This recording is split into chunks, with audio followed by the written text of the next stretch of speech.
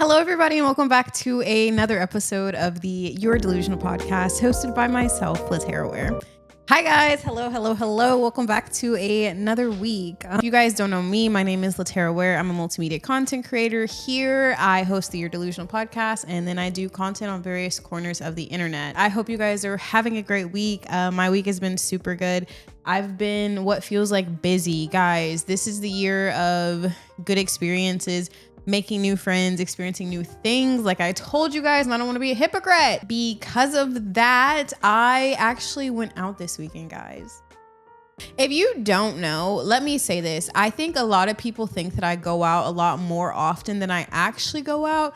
But in reality, I only go out when I'm going to get food. You know, let that say what it says about me. I am a big back at heart, and I love to try a good new food spot. So, you know, and with that being said, if you know any new food spots or anything like that in the DFW, please link them down below. I realized that I never really sat down with y'all and started giving you all the backstory about me, about who I am. I really just jumped into doing this podcast and didn't tell anybody anything about me. And this isn't going to be where I start, but there will be an episode maybe like that. If you guys are interested in something like that, let me know. Anywho, happy love month to all my lovers out there, to everybody who loves love the way I love love. And in the honor of Love Month and the honor of loving love, this entire month's worth of podcast episodes is dedicated to love, self-love, specifically external love in addition. And we're going to talk about all facets of love. And in today's episode, we are going to talk about standing strong alone. Literally going against everything I just told you guys 2 seconds ago about me making new friends. Coming into that relationship, I really had to realize there was a mental block, right? About like 4 or 5 years ago, I lost a very big emotional base part of my life, which was my friends. I felt for the first time in a very long time that I really just didn't know what to do because these people who were so important to me and who shared a lot of life with me were just no longer there. Because of that, moving into adult friendships, it's been so scary for me to make adult friendships.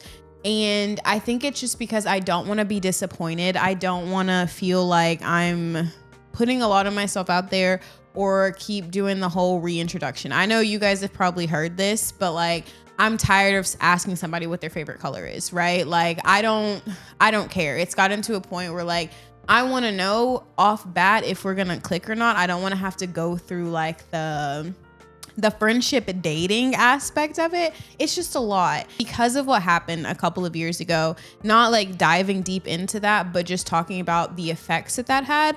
I really developed this hyper sense of independence and developed this hyper sense of when I tell you guys, one of my biggest faults in this life will be that I am willing to burn bridges in heartbeats. I truly do believe in if something no longer serves me, then it's not for me so deeply. And I think that is a defense mechanism. I truly do. And like looking into myself, I definitely think that it's me being defensive because I don't want to like give something the time to play out and then end up getting my feelings hurt when, you know, it could have been right there. I'm thinking inwardly, what if I'm self-sabotaging because I already think that I saw a trigger, and because of that, I'm like pushing people away? You feel me? Because of that, I have really leaned into this hyper self-independence that I built. And this weekend really showed me that I'm trying to take steps to like step out of that and to be willing to be open to the process of friend building. There have been times when I have been open to it, and this first time that it didn't play out, I was super over it. Anything in life, you kind of have to give it chances. I strongly believe in not letting anybody play in your face though. So it's a real tight line that like, I can't give too much advice on because I'm still learning how to walk it myself, you know? Out of that, I still do lean very heavily on standing strong within me. all this yapping, you may wonder how this is playing into this. I truly do believe that a part of self-love is learning to be okay with standing by yourself and learning to love yourself for the person you are so that you can be okay with just sitting in a room with you. I feel like too often than not, I meet so many people who can't really sit inside or sit with themselves because they don't enjoy their own company.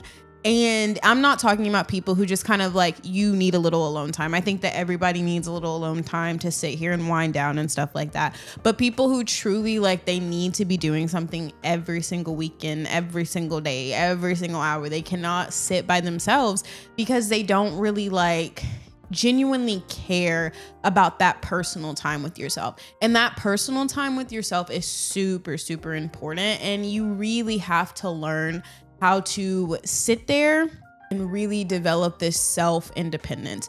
I truly do believe that a part of loving yourself is developing a sense of self-independence. It's so important for you to be able to have independence within yourself so you don't have to necessarily rely on people. Relying on someone isn't something that's bad at all, and I'm not saying that.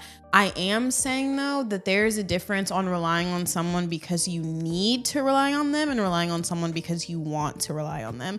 And much too often do people fall into this gap of relying on someone because they need them.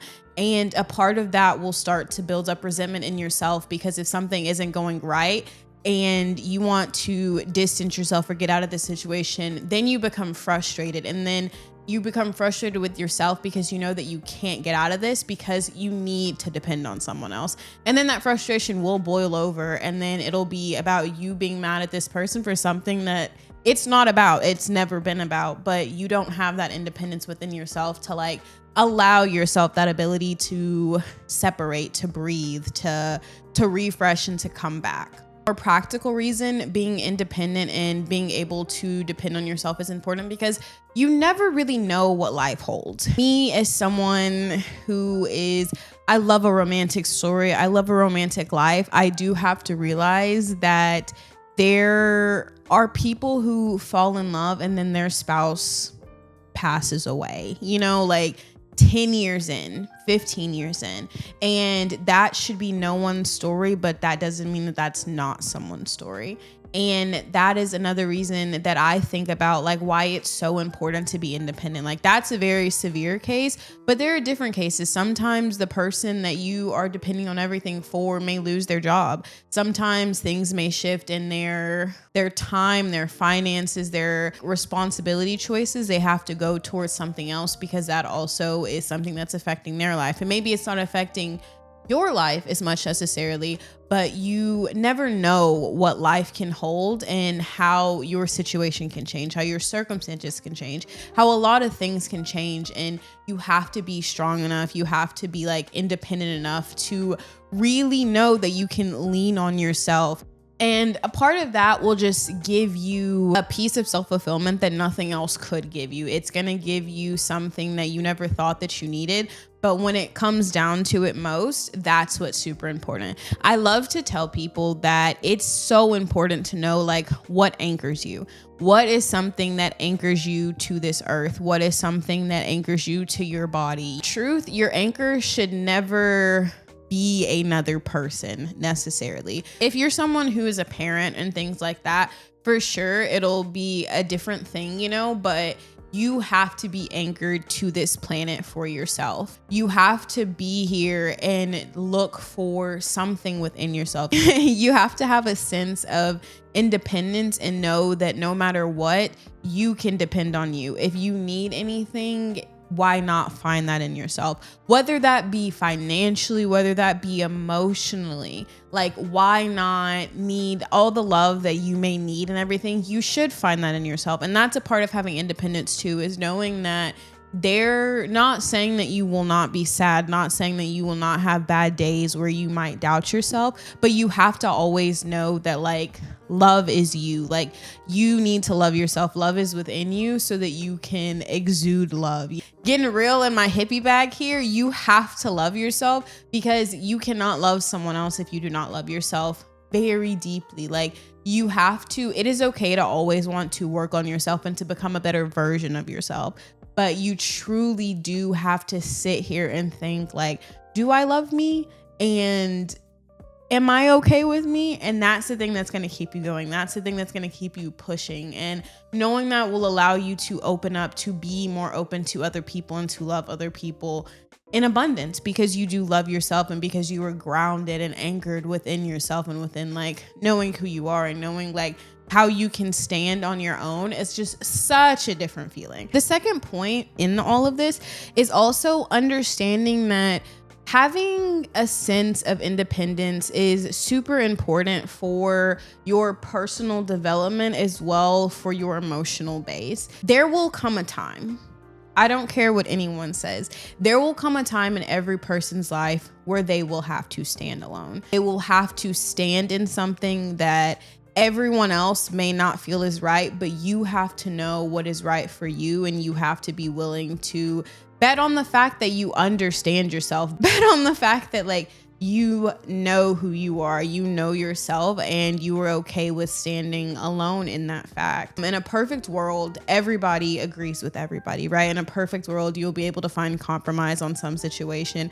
In a perfect world, a lot of things wouldn't go wrong, but we don't live in a perfect world. We live in this world and people disagree, people have differing opinions, and that is okay. Like, there is nothing wrong with two people agreeing to disagree about something. There's nothing wrong with two people who just argue about something, who will never take another person's side. If that's where they stand, as long as it's not something like super pivotal to the point that it's hurting someone else, you know what I mean? Like, that's perfectly fine. But I think that anytime you come to someone with something from a place where you feel strongly on that, you do have to be willing to understand sometimes you can present someone with something and they will not feel the same way that you do. Moments like that is where it's super important to understand where your emotional base is and to understand whether you think that you are right and whether you think that you are wrong. And sometimes it is very hard for you to decide between the two when everyone is not on your side. And sometimes people won't be on your side, not because it's right or wrong, but because of a preference, because of something else that's weighing their decision. And that has no effect on you. That has nothing to do with you. And because of that, you have to be willing to stand in what you believe in and in what you believe to be right. In saying this, I'm going to give you guys a personal example. When I was seeing someone and when me and this person stopped seeing each other, it was a very terrible situation, kind of in the way that it ended. And in that situation, I was so confused. I was so confused because my emotions were doing a lot of things. And in my heart of hearts, I knew that I did the right thing. But in the actions that were being shown outwardly for other people or from other people, it didn't seem like that. It seemed like I had made the complete wrong choice, and everything around me was supporting that I had made the wrong choice. But those were just the very loud, obvious signs that were kind of the things there that were clouding my judgment. So I went and I sought advice from someone, not due to the relation of the other person to them, but due to just like life and, you know, happenstance and being what I thought to be my friend and a girl's girl and da-da-da-da-da. And when I asked this person about advice, they essentially told me that I messed up. They essentially told me that I had made the wrong decision and that I should apologize if I really am kind of at odds. And the issue was not that they had told me that. The issue was that it felt like the person didn't really take time to understand like what I was saying, and they didn't understand how I felt, and it seemed as if they didn't really try to. It was more so a convenience to lean with the other person. And then other friends, when they were presented to, or when they came up to show the same situation, it was a lot easier for someone to agree with another person because of just what was going on at the time. I found myself sitting on an island, upset, crying, broken, shattered by myself, not because of the missing of the individual or because of this, but because I was in so much emotional turmoil. And when it came down to it, the people that I thought were supposed to be there to uplift me, to be with me because I thought they were my friends, they didn't choose my side. And it wasn't about them choosing my side. It was about the way that someone doesn't hear you out when it comes to taking the easier way out. Some people will not stand up for things that are wrong that are happening out of convenience because they don't want to deal with the backlash and the honesty and the part they played with certain things. And that's okay. I'm saying all this to not put blame on anyone, to not do any of that, to just share with you guys a real life experience where I truly do believe that like I was done wrong in that experience. I don't think that people were genuine with me. And because of that, I felt very gaslit. And I really was so saddened by the choice that I had no support on. I was standing on an island by myself. It felt like I was in the middle of the world alone. And I had to sit there, and I really did have to be so strong in the fact of knowing that I'm going to stand alone on this one, but the end result, I know that I will be happier. I know that it will be okay. And I know that I made the right choice. And in the end, that is what happened. I was happier. I made the right choice. I don't regret it. Even to this day, the people came back on my side of things and acted like things didn't happen, or one of the people is kind of sitting in a situation now where they are still being treated away, and that's just okay. And I think that for me, I just didn't want to live in that. And so that person was never really going to take my side, and I think that's something that I didn't see in the beginning. And so I was always going to be alone in that fight. Sometimes you will have to be so mentally strong, and in that moment that really showed me, which is why I'm telling this story, that really showed me how mentally fortified like I had to be, because everyone tried to tell me that I was wrong, and then the situation spun back and I wasn't. If I wouldn't have thought about it, if I would have just given in, then I would be in such a worse situation, guys. Like, without going into any details, I would be in so much worse off of a situation, and I wouldn't be here. I'm telling you guys that right now. Definitely would not be here. Or if I was talking to you guys on this podcast in the same light, it would be about very different things and more depressing things. I say all that to say, though, that like sometimes you will find yourself in a situation where it is just you, where you will have to love yourself enough to know that you are doing what's right for you, and it will be okay, and it will all work out, and that's okay. That is enough. And live in that, breathe in that, and be happy in that. For real. Moving forward into our You're Delusional situation. You're Delusional today it is easier to just agree. I completely agree. I don't think that's a delusional thing at all. I think it is a lot easier for someone to just agree. I think it's a lot easier for you to sit here and just give everyone exactly what they want to hear, so you never have to argue with anyone, so you never have to debate over what's right and what's wrong, because at the end of the day, no one is in your head. You could be lying. As long as you know what's right and you know what's wrong, does it really matter what you're telling someone else? Yes, I think so. And that's the second half of this, is I do think that it's easier to agree with someone and to just tell someone you agree, but I don't think that's the right thing to do. Something, especially if it's detrimental to someone, like you have to tell them the opposing thought process, the opposing situation. Sometimes that's just what you have to do. Sometimes you have to be the bad guy and say the hurtful thing, say the honest thing, say the hard thing. And at the end of the day, does that really make you the bad guy, or does that just make you someone who is being honest with your friend and telling them what's up? That's my take on that. Do you guys think that it's easier to agree with people, or are you one of those people that's kind of like as soon as someone says something stupid, you're just like, I have to correct you. This pissed me off that you just said that. Because I know people like that too. And like, that's literally all hunky dory, perfectly fine. There's nothing wrong with being like that. But I just want to know. moving into our what we watching, I watched this adult animation show on Netflix called The Twits. It's about this married couple and then these kids who live in like an orphanage and everything like that. It's giving very Meet the Robinsons, Gooby and Core mixed with like a weird cartoon font.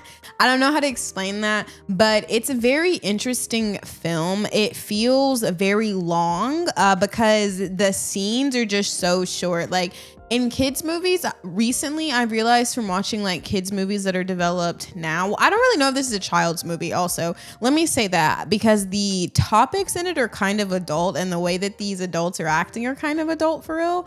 But the nature of the film feels very fast paced. And I guess that's because of the way people's attention spans and stuff like that are a lot short winded now, or a lot more short winded now, I should say. But it felt like there was so much happening. Like I felt like if this was a TV show, I sped run through 10 episodes watching this movie. It was kind of fun though, just like a refreshing little breakup from the seriousness of TV that I watch. On my Letterboxd, this is a perfect time to give myself a little shameless plug here. But if you don't know, I do have a Letterboxd account right here. Go follow me on Letterboxd and let me know what you guys are watching. I would love to know, and I will let you guys know what I'm watching. I rated it a 2 stars. It reminds me of Monsters House. That is what I said. And I had no expectations. And watching it, I think I shouldn't have had any expectations. The film was just an interesting story and plot line to see, but I wouldn't say that interesting means good in this case. Yeah, I think that I took nothing away from the film. There was like a concept of cool little monsters and everything, and maybe I'm just not the audience for it. I'm not really sure, but it just wasn't my favorite thing, to be very frank with you. That's what I was watching, and let me know what you guys are watching down below. Follow me on Letterboxd also, and let me know there what you guys are watching. With all of that being said, we have come to the end of this podcast. Thank you so much for listening. If you are a viewer of the show, thank you for watching the episode. Please be sure to like, comment, and subscribe. And if you're an audio listener, please be sure to rate the audio on whichever streaming platform you are listening. And as always, if you guys want to know more about me, follow with my behind the scenes, what I'm doing, get more involved with any other content that I do here across the interwebs, you can find me at the LaTerra Wair on Instagram, Facebook, and X. And if you want to know more about the production company and things that we do over there, you can follow us at LT Legacy Productions on Instagram and on Facebook. With all that being said, thank you guys so much for listening to another episode of the You're Delusional podcast. You're Delusional podcast is produced by LT Legacy Productions and hosted by LaTerra Wair.